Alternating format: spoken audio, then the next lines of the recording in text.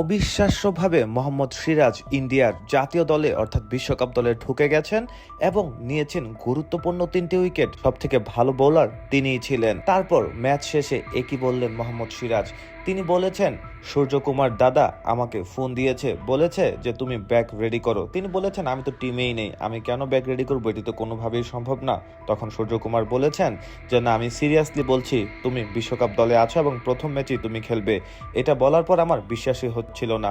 তারপর ম্যাচ শেষে যখন তিনি ভালো পারফরমেন্স করেছেন, তখন মোহাম্মদ সিরাজ বলেছেন যে সৃষ্টিকর্তা যা লিখে রেখেছেন তা কেউ বদলাতে পারে না। আমি এলাম, ম্যাচ খেললাম, সবই আগে থেকেই লেখা ছিল আমার ভাগ্যে। আল্লাহ মহান, তাই তার ইচ্ছার বাইরে কারো কিছু করার ক্ষমতা নেই। মোহাম্মদ সিরাজ ধন্যবাদ জানিয়েছে ভারতীয় ক্রিকেট বোর্ডকে, সূর্যকুমার যাদবকে, কেননা তার উপর তারা আস্থা রেখেছে।